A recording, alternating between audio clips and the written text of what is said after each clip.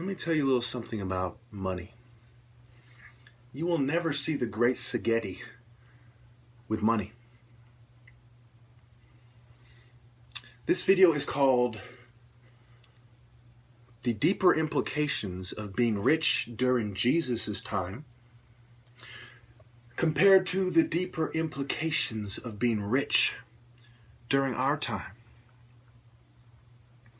You see, women are the more conformist sex. All the non-biased studies have proven that. Just Google it. You'll see a bunch of feminist studies that are inconclusive, and you'll see a bunch of non-biased studies that are very conclusive.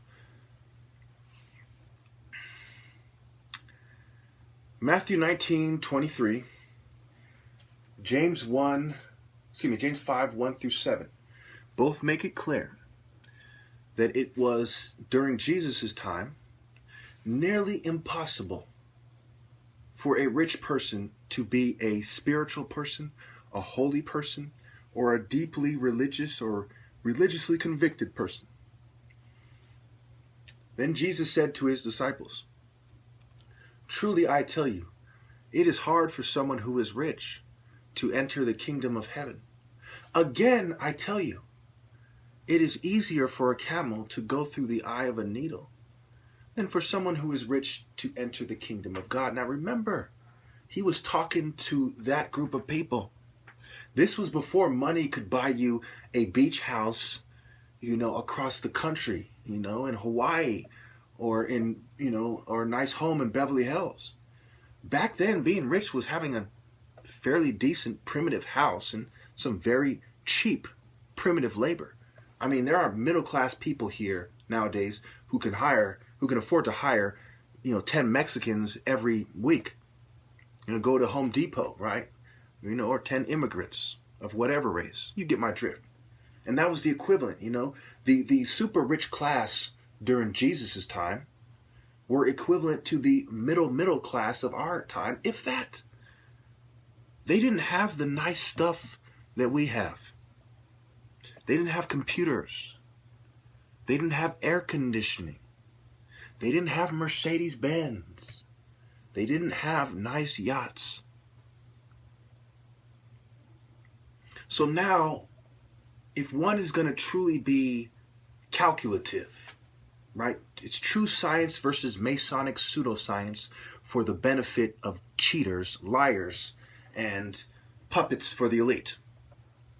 If one is going to truly be mathematical about this and look at it from a mathematician's logical perspective, he must consider relativity and comparisons, fractions, everything. So if it was hard for someone who is rich to enter the kingdom of heaven during a time where money did not really get you too much, how much harder is it now? So now I will assert to you all that it is nearly impossible, so help me God, nearly impossible for someone to be wealthy and to truly be spiritual. Now what you're seeing is that Masons who were commissioned to build things, Masons who use their network to place people in high positions of society, the king would say, "I'm going to give you the money, and since you did such a great job, I will grant you a request." Well, I want my son to be a duke, or what have you. And as Masons used their position to gain wealth, by the time Pike came around in the 19th century, he died in the 1870s, I believe, he wrote the book for the Scottish Rite. Now, was it reflecting true science, a truly scientific perspective of religion? No.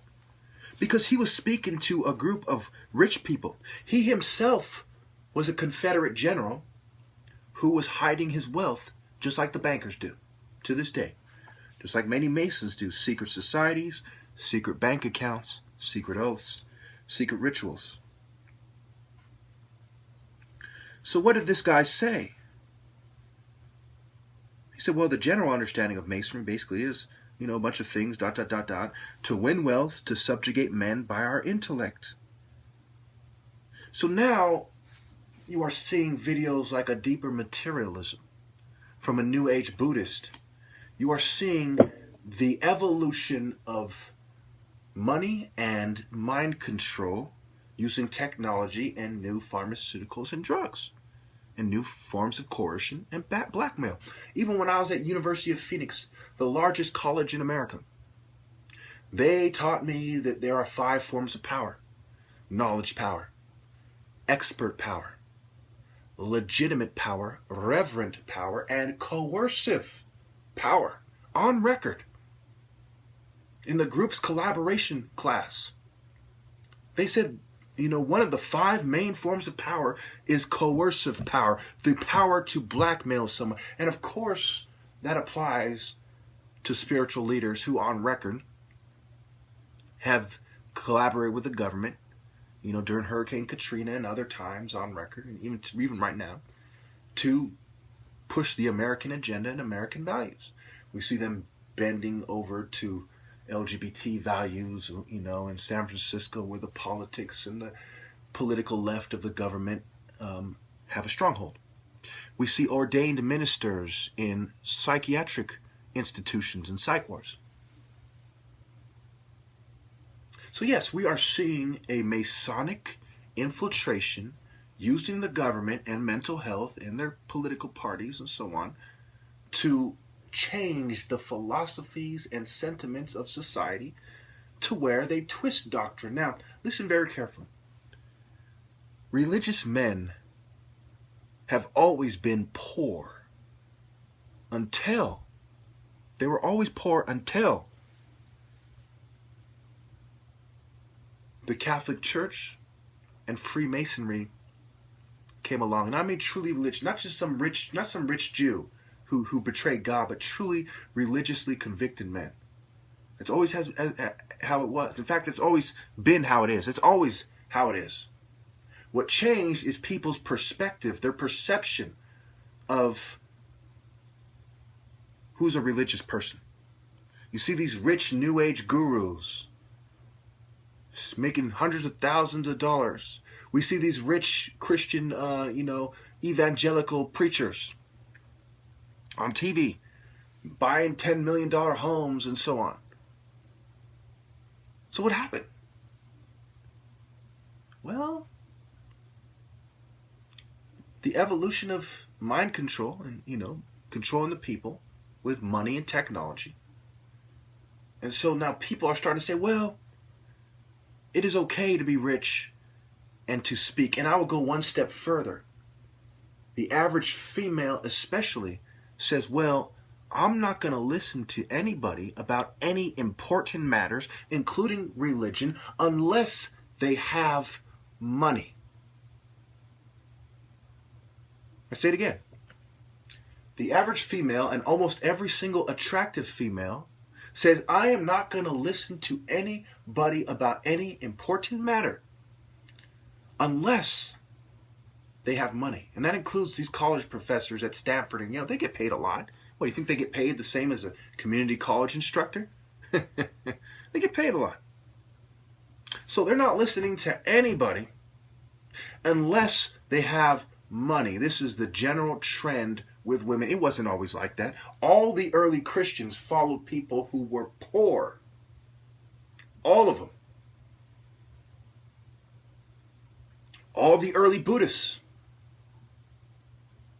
All the early Hindus. Almost all the early pagans. And now a bunch of rich people have a monopoly on religion. I mean, isn't that disgusting? And then you have these sissies who pretend that they're doing a movement for the people, the feminists, the atheists, the communists, the gays, and so on and so forth. But their movements are straight from the elite.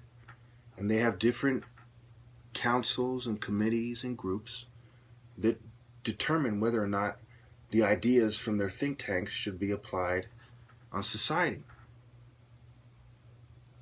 So what I'm trying to tell you is, don't listen to rich people. They have always been the enemy. From a Christian perspective, even from a communist perspective. The difference is, a Christian perspective is the truth and communism is hypocrisy. Engels and Marx were the think tanks of the elite. They actually, even Kennedy pointed out that these people had friends in the media in America. In America. They've always had a platform. They've always been the think tanks for the elite, these communists, from the onset. They served a purpose. This phony opposition that never had a chance, but certain principles would be applied, and it would lead society to the Luciferian doctrine or Masonic principles, values, and ideologies. So I'm telling you, if women don't start going after good men and start ignoring the elite, then they will have sold us out. I mean, personally, I have an oath, and I'm talking to a beautiful woman far away. Who knows? I might move over there.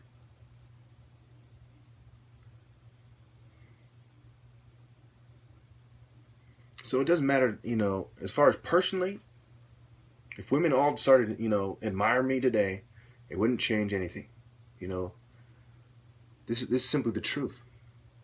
They need to start doing the right thing. No one should ever have to suffer as I have for doing the right thing, especially not from women.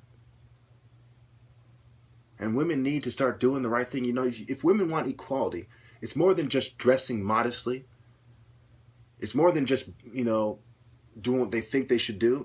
They're trying to get it from bootlicking to the elite. They're saying, look, the only way to get things done is to bootlick to the elite. And what that will do is all the stupidest people in society will see women as equal. All the wisest men will be thoroughly disgusted and have much disdain in their heart, and reproduction will consist of only the most ignorant and people who are too clever by half reproducing. Because women will have a strong feminist sentiment in society. They will hate the men who don't like what they're doing and how they're doing it, which will be the most wise men. I mean, how could a wise man respect females for selling out to the elite in order to get power that they display every day that they shouldn't have? Because they're practicing groupthink, and they're doing so in an inferior manner. And they're doing everything that's evil to get what they're trying to get. They're being selfish, shallow, materialistic, conformist, cowardly, evil, and they're lying to get what they're going to get. And then they're going to turn around, get all dressed up, drive their nice cars, and expect someone to respect them the same way that they would respect a good person that achieved those same things. And I tell you the truth, I don't respect either one of them. If you're rich, I don't respect you. I will never be rich. I could have sold out a million different ways. All I had to do really is keep my mouth shut and really do nothing, and I would have had a nice 6-figure job in my parents' company. But I chose to do the right thing, and I'm not rich as a result. I don't respect anyone who's rich because they're a conformist coward. I'm going to end by saying this. Rich people worship money. You cannot be a rich person without worrying about investments, how to save money, how to spend money, without making money the center of your life.